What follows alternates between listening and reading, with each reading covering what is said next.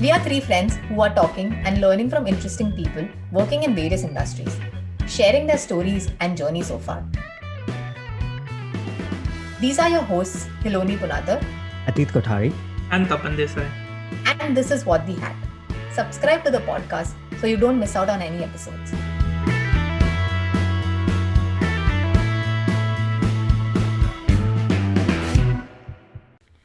Today we have a very special guest with us, Yudi J. He is a software team manager and a YouTuber. Coming from a very humble background in India to living the American dream now and running a successful YouTube channel, Yudi J, where he has more than 93,000 followers and he vlogs about career, study abroad, self-help and advice to students. In this episode, we talk about his reason to choose his master's school, his life in his day job, his life as a YouTuber and content creating strategies that he uses, tips for storytelling and visiting career fairs, and much more. Stay tuned on this episode to know about his journey and a lot of learning from him in this episode. We are three friends who are talking and learning from interesting people working in various industries, sharing their stories and journey so far. These are your hosts, Hiloni Punadar, Atit Kothari, And Tapan Desai. And this is What We Had. Subscribe to the podcast so you don't miss out on any episodes.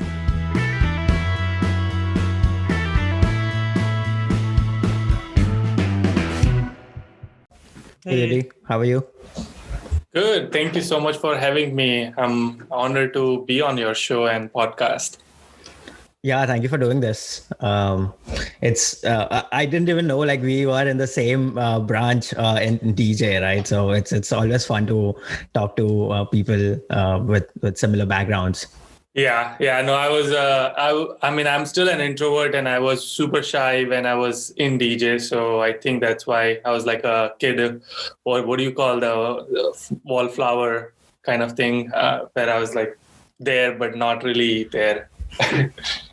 Yeah. When did you decide to go for masters? What was that like? What was the process? Yeah, so I mean, obviously, you guys know how placement happens in DJ, right? So there was a placement, and first company came was Capgemini, and I got that placement, and I started working. So my joining date was November, so I graduated whatever in May, June, July, and then my start date was in November. I started working, and basically there was two main reasons. One was I never ever thought that I'm gonna do masters. Obviously all the DJ, my classmates were definitely ahead of me, prepared GRE, were going and all that. Everybody was sorted. But I am from a lower middle class family, and I couldn't afford. I knew that there's no way I'm gonna go for masters. So for me, it was just getting a job. And when I started working for Capgemini full-time software engineer, it was in Viproli. I stay in Kandivali. I don't know if you guys remember still all those places, but it was like an hour, 30 minutes. Hour commute. I mean, now with the Mumbai traffic, it just gets to that. Yeah. So two hours or so, and they had their own bus. So I used to like wake up early at 7 and then 7:30 ka bus, and I used to take it till 9 o'clock, and then coming back is like I would reach back at like 7, 8, 9, 9:30 sometimes. So basically, the entire day was just doing that. And you all know the packages we get in at least in Capgemini was 3,60,000, and so it's that. And after everything, you get 23,000 rupees. And then there was a get together with my school friends, like super old school friends. And one of my friends, she told me that her sister is in UTD, which is a university in Dallas. And she told me that her sister was working for a cafeteria and making like $10 an hour and she works only 20 hours. And that itself, so that's roughly about $800, and at that time it was 60 rupees or so. And so if you multiply that, that's like roughly about 50,000 rupees for making sandwiches, half of my time. So that just made that was the beginning of the thought. Like, okay, this is they value skill and talent. So there's a lot of more opportunities. So it just came, that was first thought. And then I think we were talking offline. Neville is my best friend. He and I studied together. So he was going for his master's. So he came to my house and we were sitting in his car and he's like, I'm going, you should also go. I at least just prepare for GRE. Let's start the application process and we'll figure it out the rest. So then I was like, okay, let's do it. So that's kind of how it happened. Okay. So basically, if I understand correctly, like financial opportunity and also the opportunity of being and living in US. So those were the two driving forces for you. Yeah, right. Yeah. I mean, I think, more of like opportunities and people valuing their talent. Right. And then how did you decide on the college itself and the masters there? In Hindi, I would call it sabse sasta or tikau type. I had 6 admits and I had admits from NJIT and USC as well. A lot of DJ crowd is in USC, but I knew that I can't afford it. I knew one thing, that wherever I go, whichever universities I go, the ranking will not matter if I work hard enough. Like if I put my heart into it and if I give my 110%, I'm gonna be fine. So Chico State, I called them and they came to one of that fair, career or education fair, and so I talked to them and they said that I asked them how's the college. So they said everything nice about Chico. They were describing the town, and Chico is basically a college town. It's only now 100,000 population, so it's a super small town compared to our Mumbai, where I'm from at least. And I asked them, how about Indian student or Indian population? And they said there's only 6 Indian students in the batch before me. And usually that's not like how it is. It's usually 15 or 50, 60, 100 or more. And I was like, when she said 6, and I was like, this is it. This is where I want to be, because I have more opportunities over there. I can be the one to show the culture. I can be the one who can actually, and I will learn, I'll be out of my comfort zone and not just stay with Indians community. Not that I don't love it. I stayed with Indians, but it's just that I think it's going to throw me off of my comfort zone and explore new things. That's true. And even and I think most of us, we try to if you're moving out of the country, it does not make sense to live in that bubble only. You need to explore more, and that way you also broaden your perspective about things. Yeah. And it's a very good thing to do. So kudos. And also it's very brave. Whatever college I've been to, 80% of the crowd or 70% it's Indian. So picking that up, that was very brave. Yeah. Thank you. Yeah. Wow. Actually, getting out of your comfort zone. And I think just circling back from them, I think that's probably where you also met your girlfriend, right? That's now my wife, but yes, where that's where I met her. Yeah. So I was a student president for Indian Student Association. Usually over here they have clubs. In DJ we had 2, I think. One was tech and cultural festivals, and it was all these members. It used to fascinate me, "Arey, kya karte ye log pura din?" So now I understand, because I came here and the thing I noticed is there's no Indian cultural representation, at least during my time. And I was like, I want to show how Holi is celebrated, how Diwali is celebrated. So I decided to start a club, Indian club, and then, do all the things. And my wife Caitlin, she was a part of an international student club where they host international students. So they wanted to host a Indian cultural night, and that's how she contacted me, and rest is the history. Wow, super. Yeah. So I'm moving from your masters, then you picked up job in EXL Health. EXL, yeah. How was your interview process, and how did you narrow down this one, and what was your experience there? So I got it through Career Fair. So I've made video on this on my YouTube channel as well. But basically over here in United States, there's a lot of career fair happen. There's at least two career fair happens. One fall semester and spring semester, and I was looking for something tech management role. So this was a computer science or like technical career fair.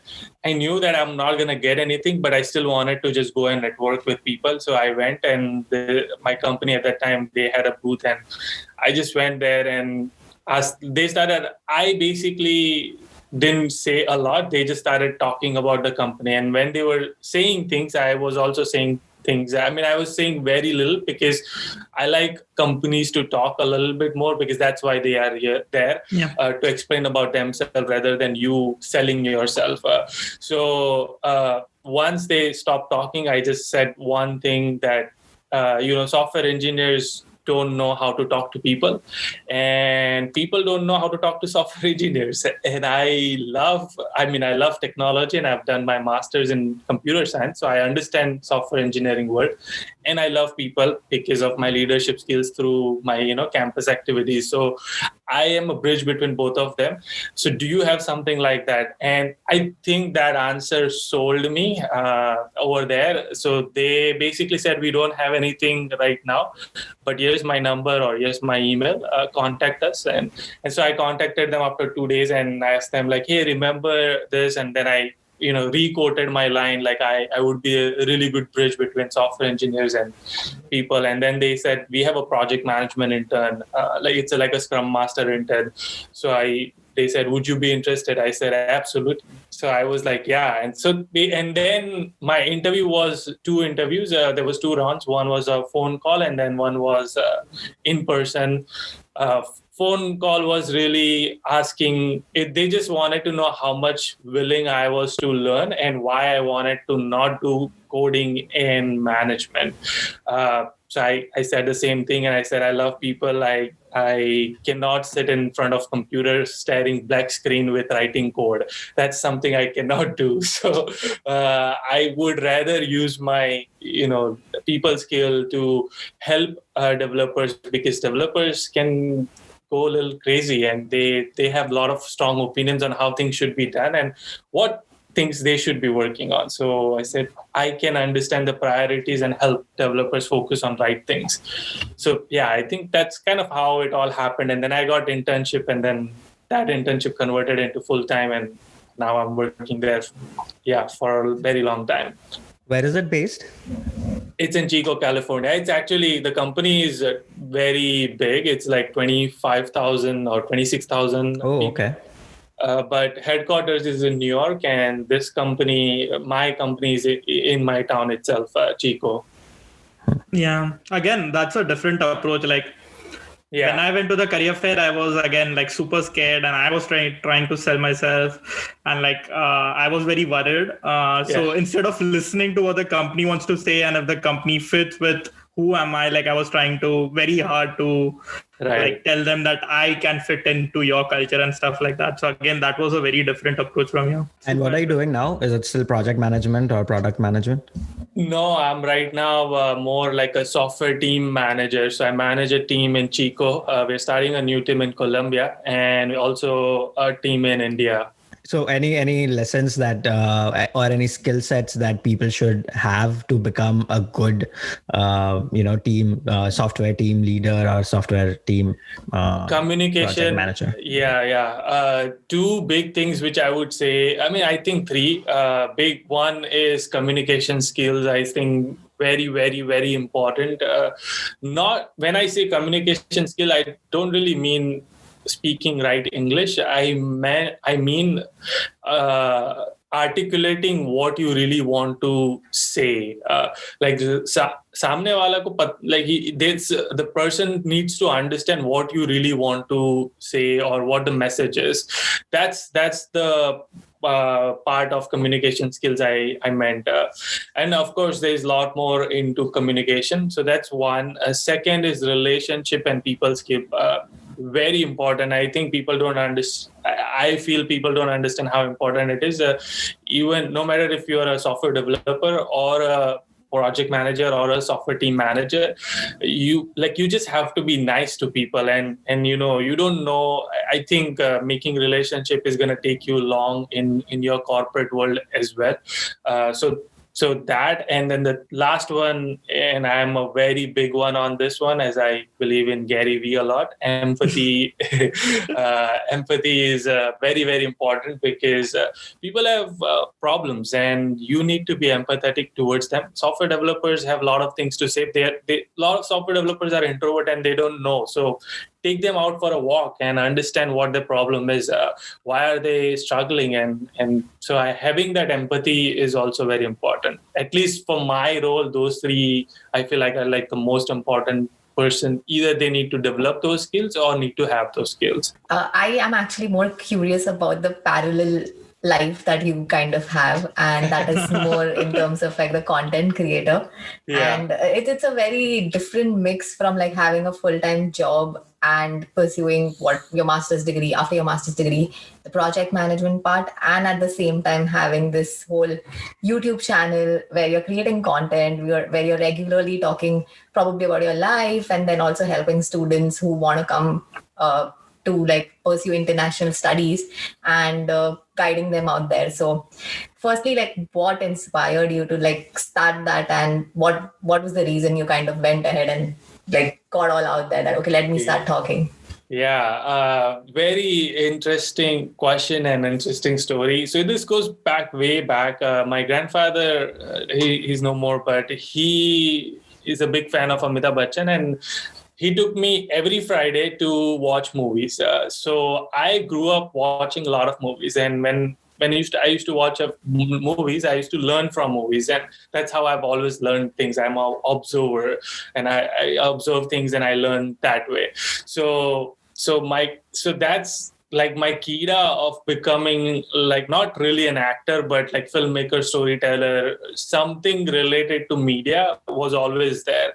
But of course, Indian parents, Bollywood mein kuch hone nahi wala hai. There's no money, there's no there's a lot of struggle, and so they put me in computer science, typical story, 3 Idiot story. So that happened, and then when I came here, I was in my first semester, and there's this lady who was in my class taking data structure class, and she was 53, and apne aap pe 53 pe what, people, women are usually planning their retirement or their grandkids and all of that. So she was taking data structure class, and I couldn't resist. This was my first semester, right? Like third, fourth week. I couldn't resist, and I went up to her and I just said, it's like, hey, this was after classes, like, don't mind me. And, I'm not trying to be rude. And, I'm really curious, like, what are you doing in this class? Like, why are you taking this class? And she's like very surprised, like, why do you ask this?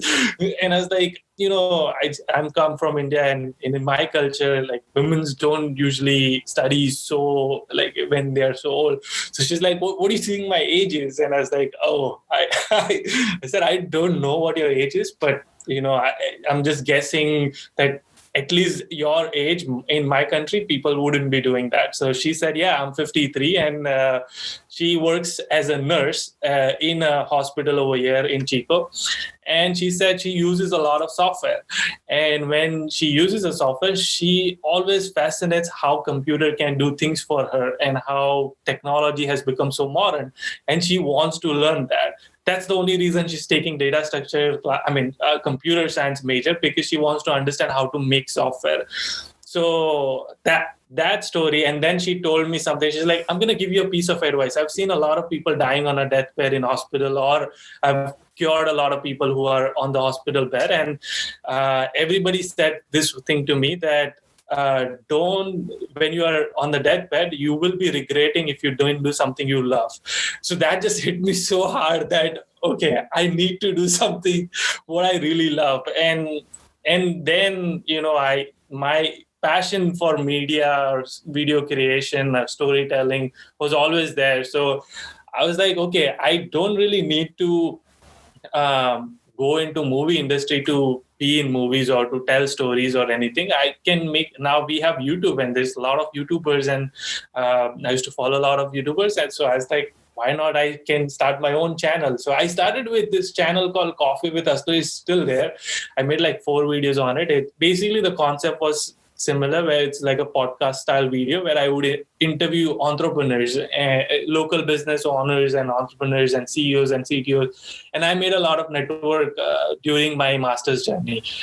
But then it wasn't getting traction because I was no one. And the local business owners were like not so popular. So it wouldn't work. So I was trying, and I gave up too early in that, like in 2 months, I was like, no, this is not working out. I need to do something else.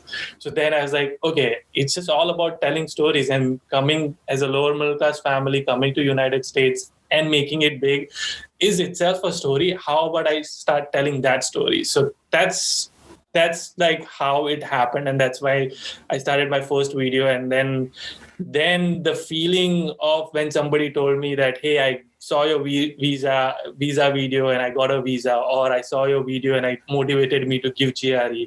That just feeling itself made me more motivated to create a lot more content which provides value.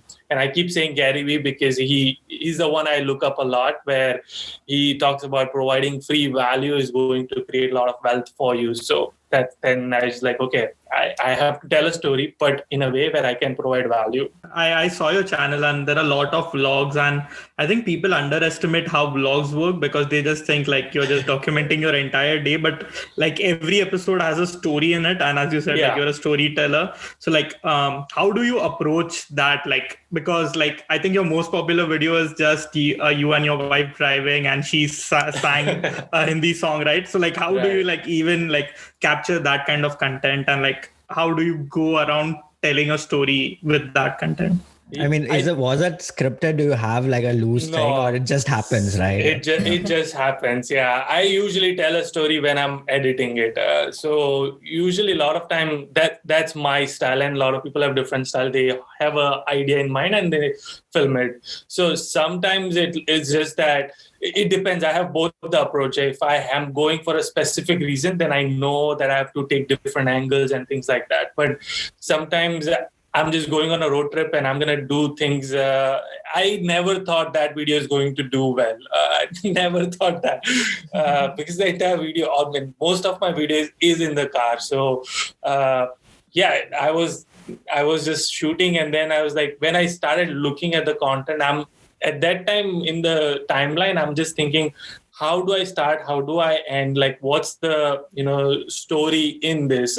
So story was about that she's trying to sing a Hindi song. So that's then everything around it. I just made it that it's going to, like, I generated the suspense. I put the hook and all of that, and then made that video. So it all happened in the editing table, on the editing table. And this editing skill set, like that is something you kind of was always interested in, or that's something you started honing and then getting better? Yeah, it's because I have to make video and I can't afford an editor. So I was like, okay, I have to do it myself. So let's figure out how to do it. So I started with iMovie and now I use Final Cut Pro. So what was that one thing that you think people take granted for while running like a YouTube channel, things that you learned after starting your channel that you didn't think about before?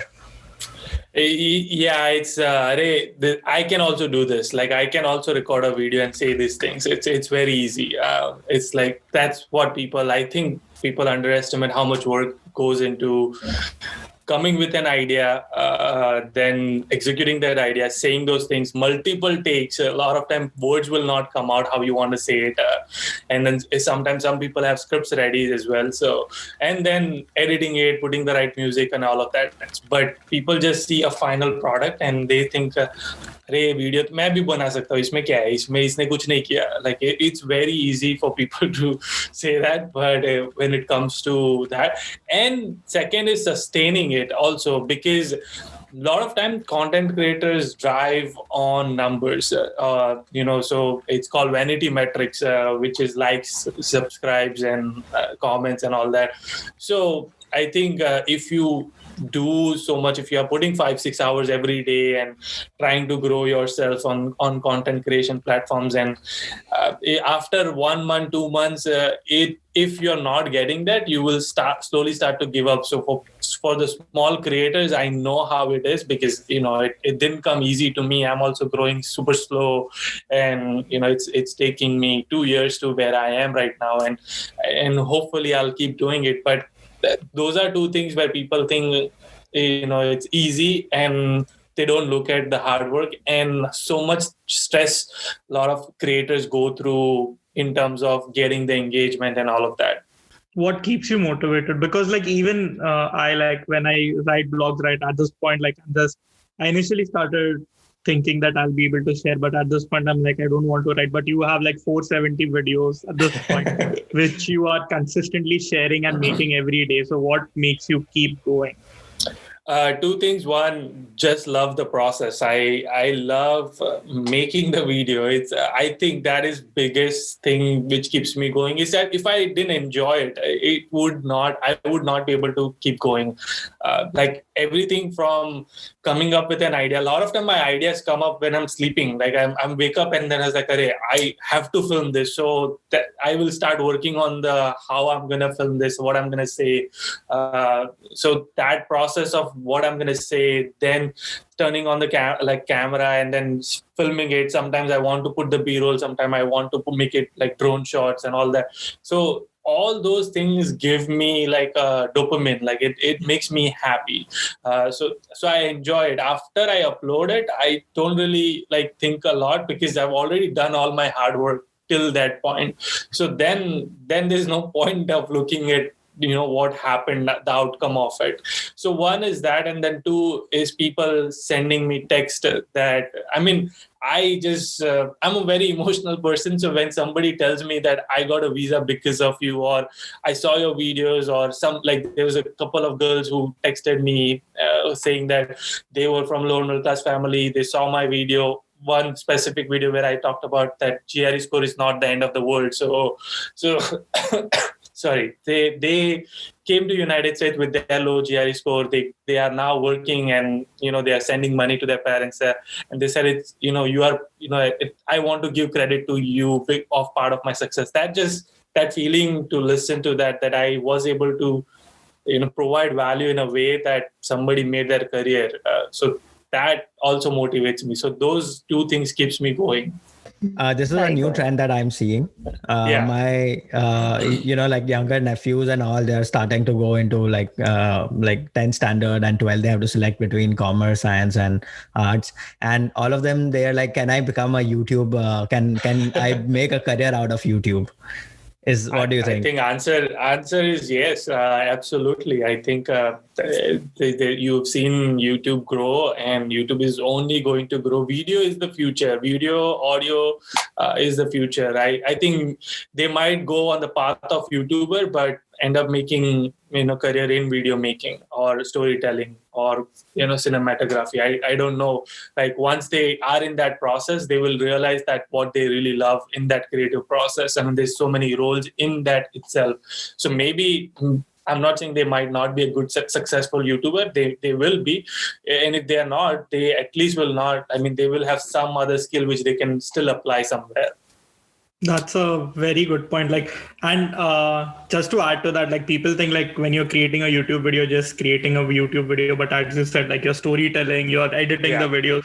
Plus, I'm guessing you would have learned how to market your videos, like how to put it out there on social media. So there are so many other skills that you develop as you work on a project. And that's nice. Yeah, absolutely.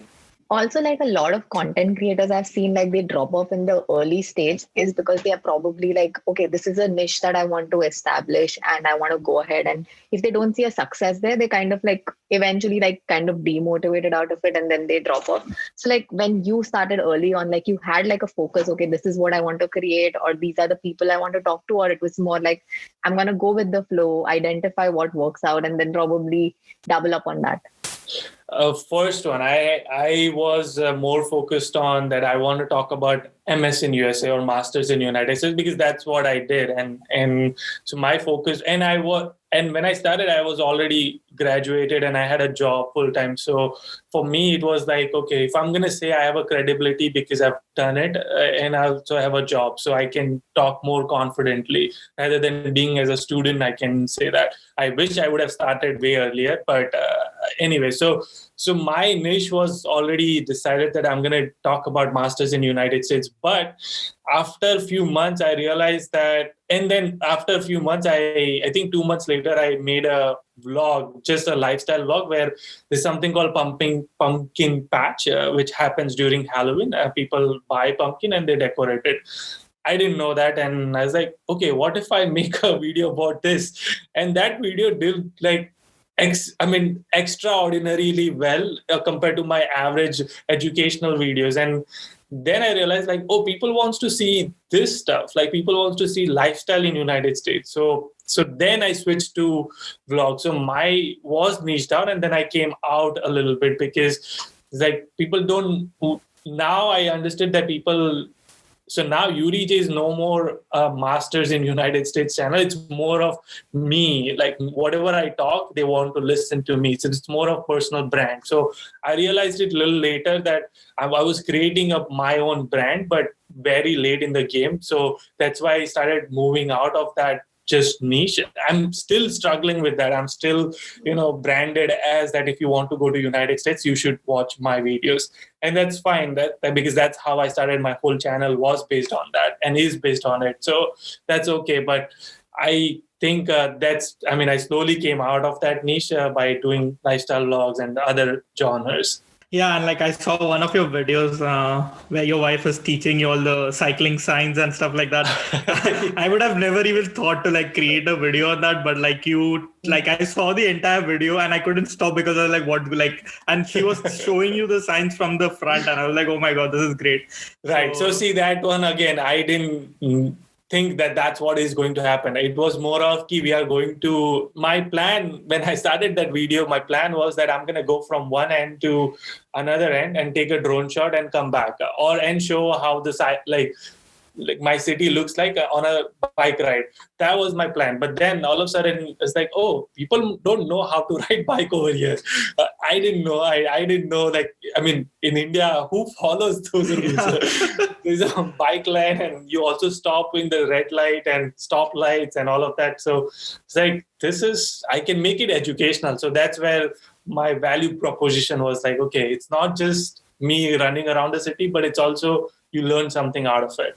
I love the idea where, you should enjoy the process, put it out there, and then forget about it. Because if you have a pressure of that, my every single video has to do well, then you will never get out of the gate. And like you said, right, you can't control which video is going to do what. Those are up to the algorithm gods.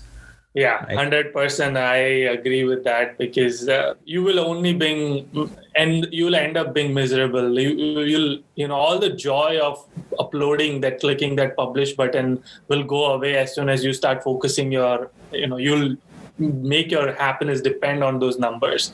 Yeah. So I 100% agree that, and recommend people not to worry about that. Just focus on your craft. Cool. So what are you curious about now? What are you researching about? I want to make a lot of documentary. So now this is where Hilone's question was that, if I'm niche down. So this is where I'm niching out of my content. And my plan, I'm curious about is that how can I get out? Like what different type of content I can put out. So I really want to make documentaries.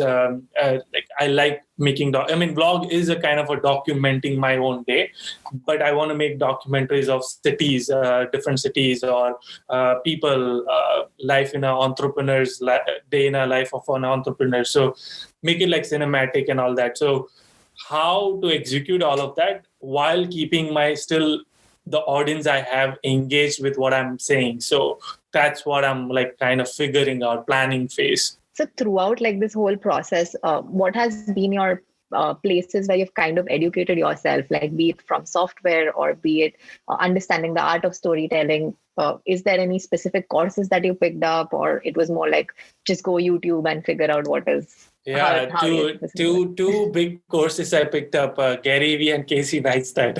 I don't know if you people know them, but Gary Vee is I mean I love that guy, and he would. I mean, he's an entrepreneur with a multi-million-dollar company, and he still takes a phone and he'll shoot whatever comes to my mind and he'll upload it, and that just made me feel like I don't have to, have a nice lighting, nice audio, and all of that. If an idea is there, execute it, then forget about it. So that's more like what I learned a lot. That in the terms of courses, I would watch his video and just, be pumped and just execute my ideas. And Casey Neistat is he's an amazing storyteller. Like he loves. I mean, I don't know if you guys watched his vlog, but his vlogs are amazing and it keeps people engaged. I wish to get to that level someday, that like his vlogs are amazing. So learn from that, and every video is for me is a learning process. I just try to figure out like how can I do it better than what I did in my last video. Sometimes I have success, sometimes it's not, and if I am able to do it better, then that's a learning process. Like, okay, last time I didn't add this effect on it, or last time I didn't say that this way, or last time I was like just rambling instead of having a bullet points item. So every video for me is like learning curve. So I'm more like a on the job learner rather than doing a course and then learning it. Love Casey Neistat. Like I think personally, like he started storytelling with vlogs. Before that, it was just someone like with a camera, but he actually, I don't know, like his most famous video initially when I was following him was the bike one, where in New York, he was given a ticket and like, because he was biking on, and then like he made a video to counter that, and he was literally bumping into cars.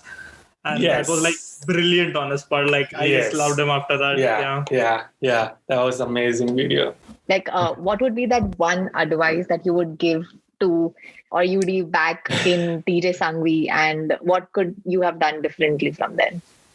Yeah, one advice I would give is people are going to make fun of you. People will not believe in you. There are people who's not going to believe in yourself. So don't listen to them. Listen to what you want. If you have an idea, just execute it. Don't doubt yourself, and don't worry about the results is what I would tell my younger self. And I keep telling them myself right now as well, because people don't see what you see in your dreams. I strongly believe in that it's your dreams. You got to protect it, because people are not going to see it the way you are going to see it. And they don't believe that you can do it because they think that they can't do it. So, this person is also not going to be able to do it. So they impose that on you, and listening to them, you will stop what you want to really do. So don't listen to such people. Remove those people as soon as possible. Yeah. That's well said. Like I think Richard Feynman, like in his book, he said like, stop telling that you can do it. You can do it, but I won't do it, because it's just a different way of saying like I am not able to do it. Like that was a very beautiful quote. Yeah. Cool.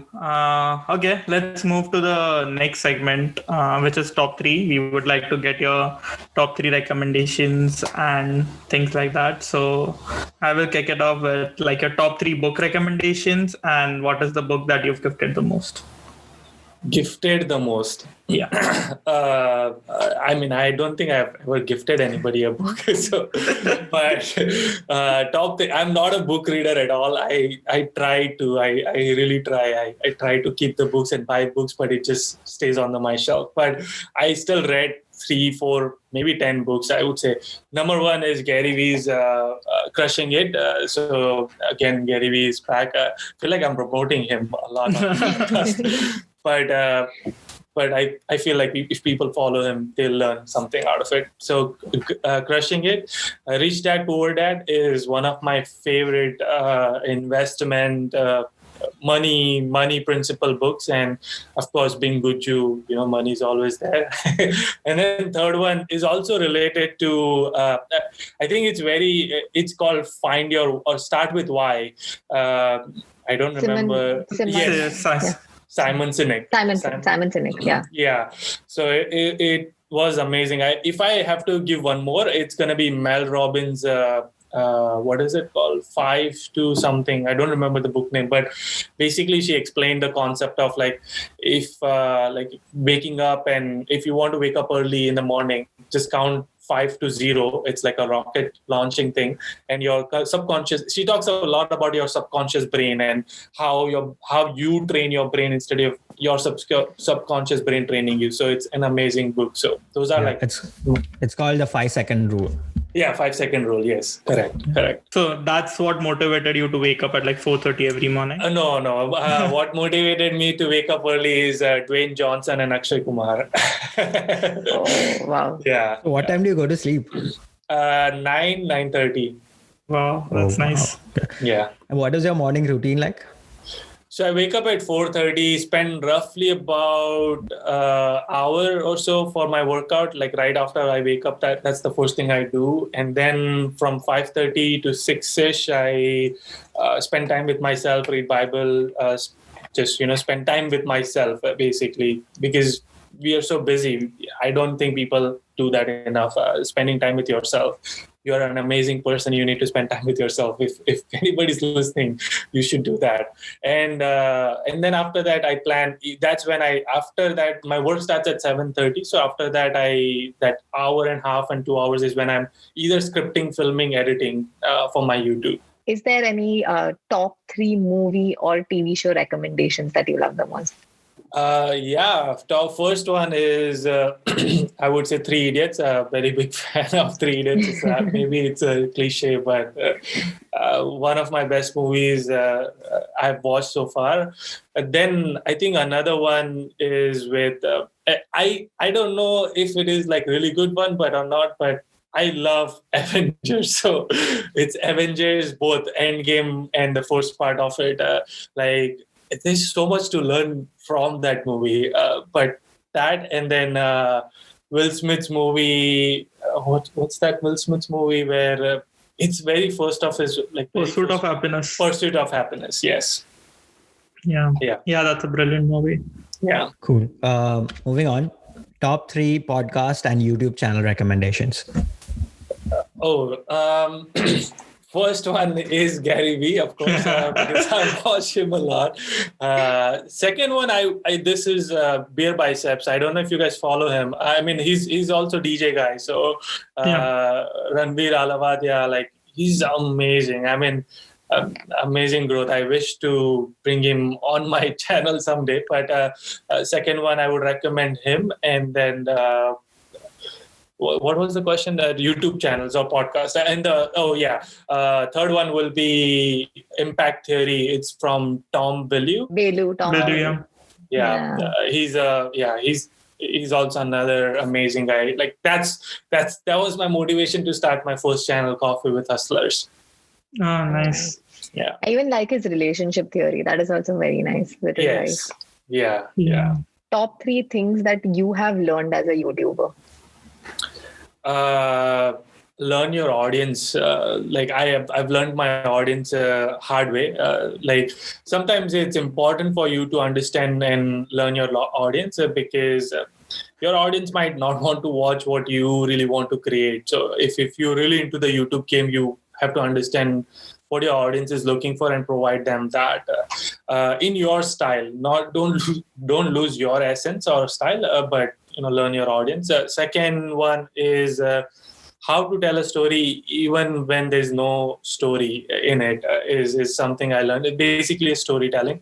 And fourth is creation over perfection. I would say don't worry about creating a perfect video. Rather just create it and upload it is what I say. You will get better over time. So first 100 videos, 200 videos are going to be horrible. But if you don't never create, you will never be perfect. So